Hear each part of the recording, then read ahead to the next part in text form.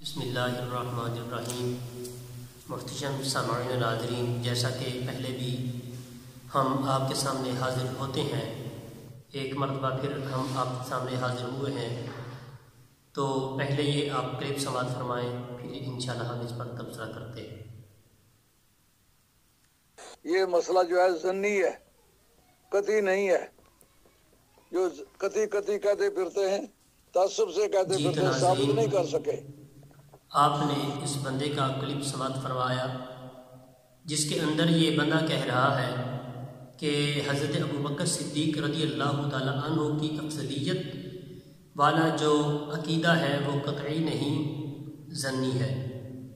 تو میں اس بندے سے یہ پوچھتا ہوں، اگر یہ عقیدہ قطعی نہیں تو پھر ہمارے جو بزرگ گزرے ہیں انہوں نے یہ عقیدہ ہمیشہ کے لیے کیوں رکھا اور کیوں اپنی کتابوں کے اندر لکھا؟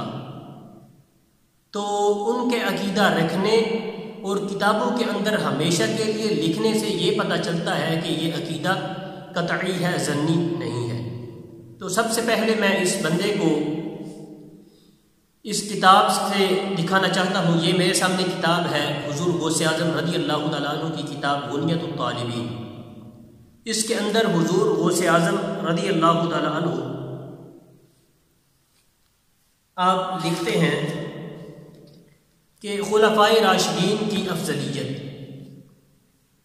ان میں پہلے 4 حضرات خلفائے راشدین سب سے افضل تھے، اور ان چاروں میں سے حضرت ابوبکر صدیق رضی اللہ تعالیٰ عنہ کو، اور پھر حضرت عمر فاروق رضی اللہ تعالیٰ عنہ، پھر حضرت عثمان غنی رضی اللہ تعالیٰ عنہ کو، اور پھر حضرت مولا علی رضی اللہ تعالیٰ عنہ کو جو ہے نا فضیلت حاصل ہے۔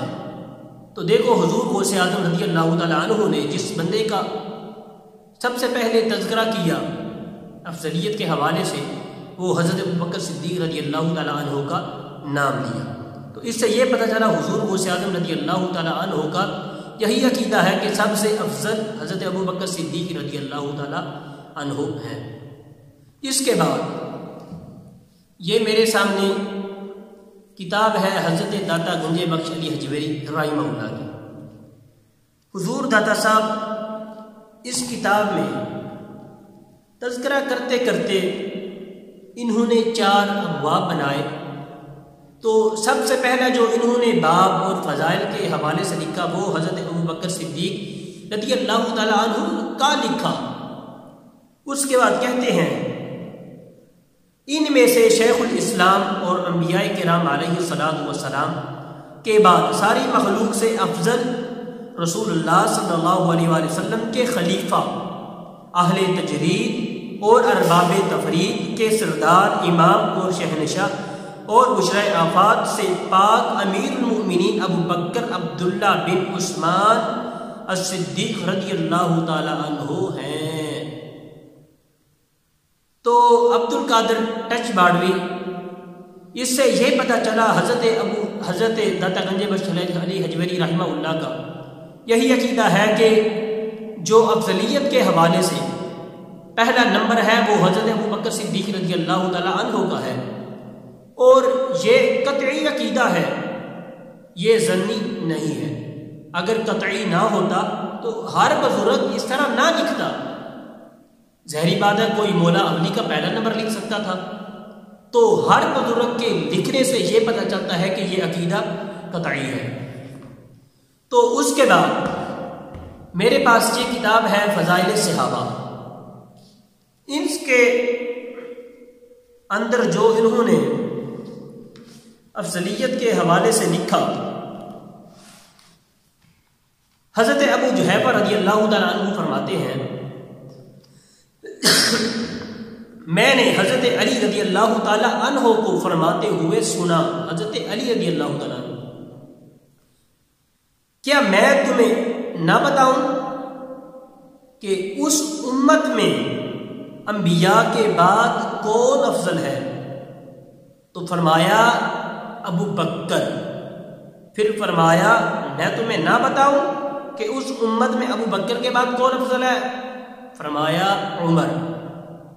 تو اس کتاب سے یہی پتہ چلا کہ افضلیت جو حضرت ابوبکر صدیق رضی اللہ تعالیٰ عنہ کی ہے وہ قطعی ہے اور بالاجماع ہے۔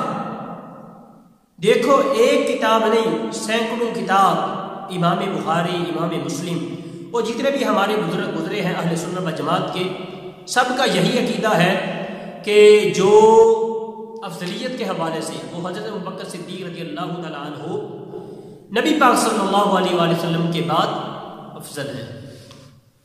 اس کے بعد یہ میرے سامنے کتاب ہے منہاج السبی ڈاکٹر طاہر القادری کی، اس کے اندر انہوں نے ایک حدیث کو نقل کیا، حضرت ابو سعید خدری رضی اللہ تعالیٰ عنہ سے روایت ہے کہ حضور نبی اکرم شفیع معظم صلی اللہ علیہ وآلہ وسلم نے فرمایا ہر نبی کے لیے 2 وزیر آسمان والوں میں سے اور 2 وزیر زمین والوں میں سے ہوتے ہیں، سو آسمان والوں میں سے میرے 2 وزیر جبرائیل اور میکائیل علیہ السلام ہیں، اور میں اور زمین والوں میں سے میرے 2 وزیر ابو بکر اور عمر رضی اللہ تعالیٰ عنہ ہیں۔ تو اس حدیث کے اندر بھی پہلے حضرت ابو بکر صدیق کا ہی نام لیا گیا۔ جو بھی حدیث اٹھاؤ، جو بھی کتاب اٹھاؤ، اس کے اندر جو حدیث افضلیت کے حوالے سے نکالو گے تو یہ حضرت ابو بکر صدیق کا ہی نام آتا ہے۔ اس کے بعد یہ میرے سامنے کتاب ہے المستند، اس کے اندر حضرت غلام رسول قاسمی صاحب وہ اپنی کتاب المستند کے اندر لکھتے ہیں، حضرت عبداللہ بن عمر رضی اللہ عنہما فرماتے ہیں کہ ہم نبی کریم صلی اللہ علیہ وآلہ وسلم کے زمانہ میں ابو بکر رضی اللہ تعالیٰ عنہ کے برابر کسی کو نہیں سمجھتے تھے، کسی کو نہیں سمجھتے تھے۔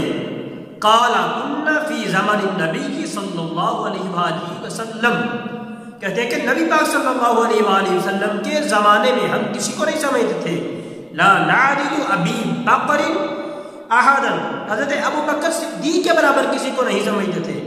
کہتے ہیں کہ ثم عمر ثم عثمان ثم نترک اصحاب النبی صلی اللہ علیہ وآلہ وسلم لا نفاضل بینہم، کہتے ہیں کہ ان کے بعد پھر عمر، پھر عثمان، پھر ہم نبی کریم صلی اللہ علیہ وآلہ وسلم کے صحابہ کو چھوڑ دیتے تھے اور ان کے درمیان افضلیت نہیں دیتے تھے۔